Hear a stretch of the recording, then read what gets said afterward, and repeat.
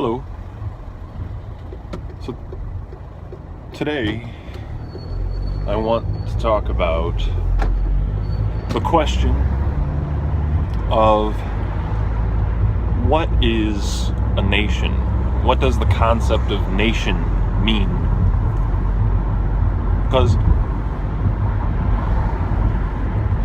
today I think the modern conception of a nation is sort of an arbitrary boundary line drawn on a map, certain chunk of land arbitrarily divided with somewhat arbitrary rules, laws, a government, and to be a part of that nation, what they call a citizen, is to abide by those rules and to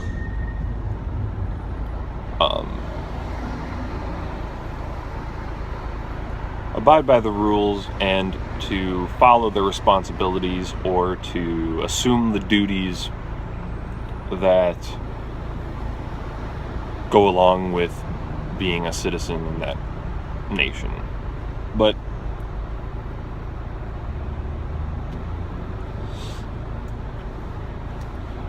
the ancient classical people had a completely different conception of, I think they had a completely different conception of what it is to be a nation, what a nation meant. And the reason I think that is that if you read the old Homeric stories, the Iliad and the Odyssey and other ancient classical literature, you will find that when referring to a king, for instance, they don't say that so-and-so is the king of some land. They don't say they don't say so-and-so is the king of Crete or whatever. They'll say like King Minos is the king of the Cretians, or Achilles is the leader of the Myrmidons, or so-and-so is the leader of the Danaans, or whatever. It doesn't seem as though they have a concept of a nation that is relegated to any particular landmass. I mean, of course they would associate a landmass with those people, but it was almost entirely focused on the people themselves. And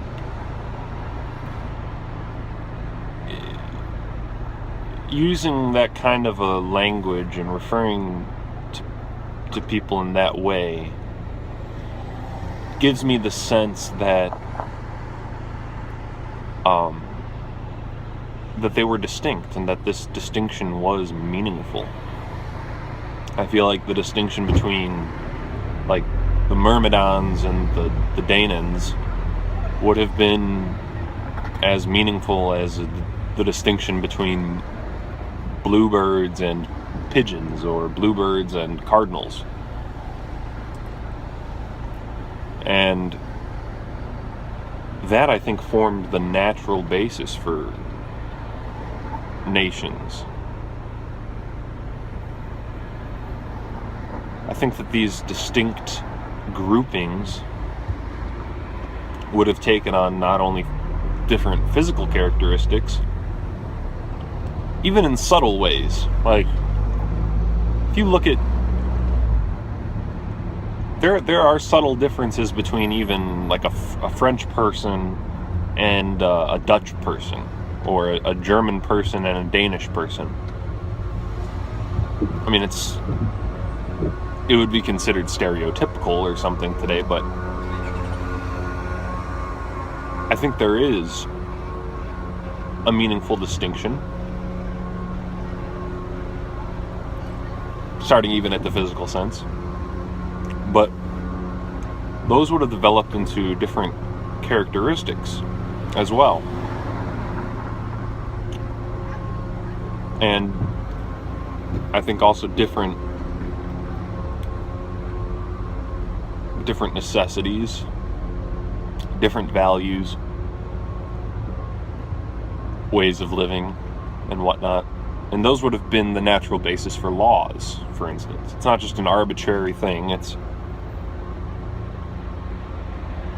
a way that people lived when they were living in particular groups. Sorry, I got something in my... I was eating popcorn earlier. I think I got a kernel stuck in my tooth, so it's bothering me as I talk. But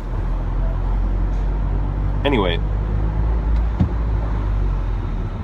now that we move forward into the 21st century, I think what we're seeing is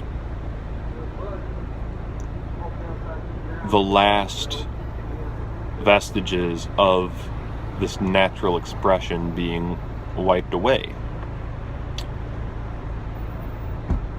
What the globalists, I would call them, the left side of the agenda, politically speaking, what they would love is for all of that to be cast aside and for everyone to conceive of a nation as being this arbitrary,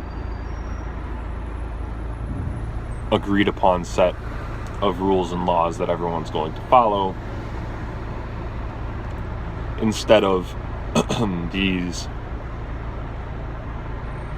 exclusive, homogenized groups that were naturally developed, that developed out of natural selection between people.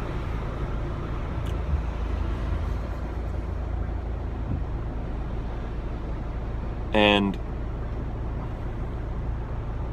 I mean, who really wants that? Who wants for that sort of biodiversity to be wiped away?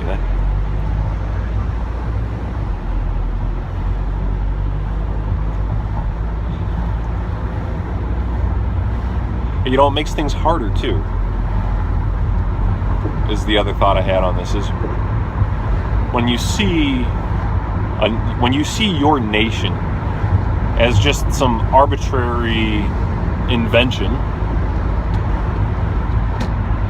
that was created for whatever reason, to control people or to make things more efficient or to make things more fair, whatever standard, because you could choose any standard you want after that. After the natural basis of the distinction is wiped away and the distinction is made purely arbitrary, then the reason for that distinction is sort of up to you. It's just as arbitrary as the distinction itself. So whatever reason you want, fill in the blank, equality, fairness, greatness. I mean, even civic nationalists sort of fall into this problem because they see Western culture and Western values as being an abstract thing that can be arbitrarily separated and applied universally to anyone, rather than the manifestation of a particular type of living thing, which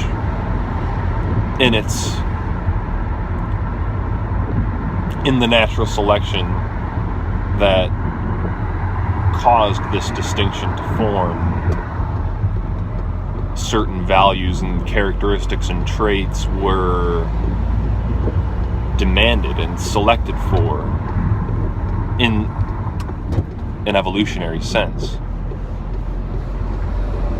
And that's how we get things like Myrmidons and Daemons and Dacians and Greeks and Arcadians and whoever else. That's how we get these meaningful distinctions, just as we get bluebirds and cardinals and pigeons and eagles and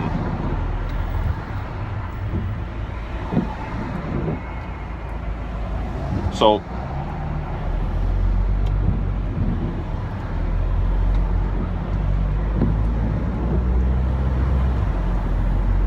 the modern mindset wipes these all away, and it needs to be wiped away for the global agenda to move forward, because the global agenda is one government, one universal rule for everyone, which doesn't work when there are different types of people.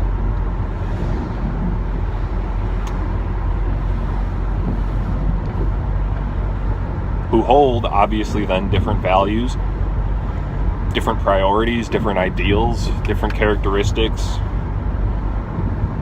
And so those differences have to be wiped clean for that agenda to continue. So now I'm kind of just rambling. I don't really have much else to say. I just thought that was interesting. The ancients didn't refer to a nation really as a set landmass or an abstract thing. It was truly a description of a type of person and the groupings of those people. So here I am at work. I'm really happy that people are enjoying my content, and I'm glad that so many people have decided to share my channel and encouraged other people to subscribe. Thank you for that. I hope that you continue to watch, and I'll continue to make content. Thank you.